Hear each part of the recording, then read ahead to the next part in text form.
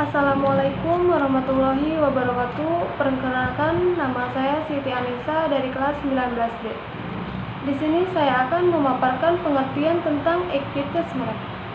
Ekuitas merek adalah seperangkat aset dan keterpercayaan merek yang terkait dengan merek tertentu, nama atau simbol yang mampu membantu atau mengurangi nilai yang diberikan oleh sebuah produk atau jasa, baik bagi pemasar atau perusahaan maupun pelanggan, atau yang lebih ringkasnya, nilai yang dibawa oleh merek perusahaan. Nah, ekuitas merek ini mengacu pada emosi dan pengalaman yang muncul dalam pikiran konsumen saat melihat suatu merek. Nah, hubungan antara merek dan konsumen yang kuat akan menciptakan ekuitas brand yang tinggi pula. Contohnya, handphone Samsung. Handphone Samsung menjadi salah satu yang banyak diambil para konsumen. Meskipun banyak merek lain yang lebih berkualitas, namun mendapatkan sebuah brand perlu proses yang panjang.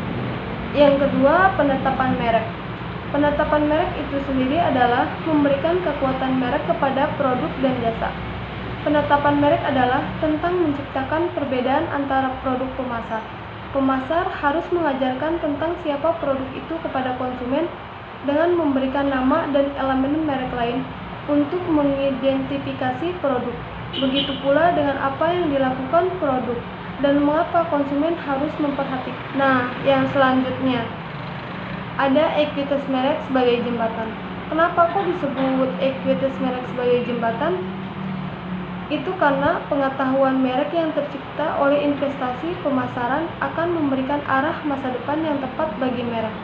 Konsumen akan memutuskan berdasarkan apa yang mereka pikirkan dan rasakan tentang merek, kemana dan bagaimana merek pikir mereka itu seharusnya dipersepsikan dan berkenaan atau tidak akan segala bentuk tindakan atau program pemasaran.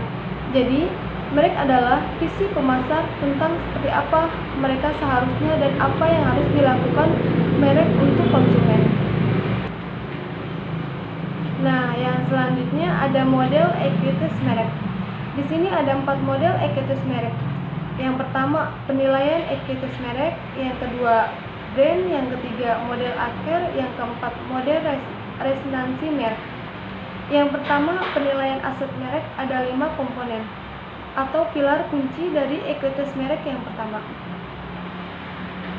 Jadi, dari 5 komponen itu ada diferensiasi, ada energi, relevansi, dan harga diri atau esteem, dan yang terakhir pengetahuan.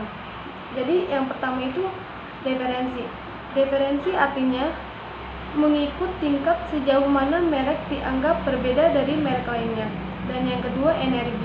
Energi artinya mengukur arti momentum merek.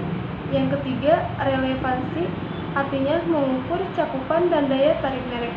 Yang keempat harga diri atau esteem, mengukur seberapa baik merek dihargai dan dihormati. Dan yang terakhir pengetahuan.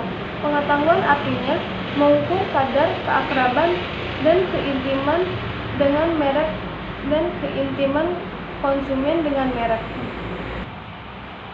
Nah, yang kedua dari ekuitas merek ini ada brand. Nah, menurut model ini bergantung pada keberhasilan pencapaian langkah sebelumnya. Konsumen yang terikat, yang berada pada puncak piramid, membangun hubungan yang lebih kuat dan merek dan menghabiskan lebih banyak untuk merek tersebut dibandingkan konsumen yang berada di tingkat rendah. Yang ketiga adalah model akhir. Mood akhir, manajemen merek dimulai dengan mengembangkan identitas merek. Sekumpulan asosiasi merek yang unik yang mewakili tujuan dan janji merek kepada para pelanggan. Sebuah citra merek yang aspirasional. Yang terakhir, model resonansi merek. Terciptanya ekuitas merek yang signifikan mengharuskan kita mencapai puncak atau titik tertinggi piramida merek, yang hanya terjadi jika kotak bangunan yang tepat terpasang pada tempatnya. Nah, keutamaan merek adalah seberapa sering dan seberapa mudah pelanggan memikirkan merek dalam berbagai situasi pembelian atau konsumsi. Kinerja merek adalah seberapa baik produk atau jasa memenuhi kebutuhan fungsional pelanggan. Penilaian merek adalah berfokus pada pendapat dan evaluasi pada pelanggan sendiri. Perasaan merek adalah respon dan reaksi emosional pelanggan terhadap mereka. Resonansi adalah intensitas atau kedalaman ikatan psikologis yang dimiliki pelanggan dengan merek dan juga tingkat aktivitas yang dihasilkan oleh loyalitas.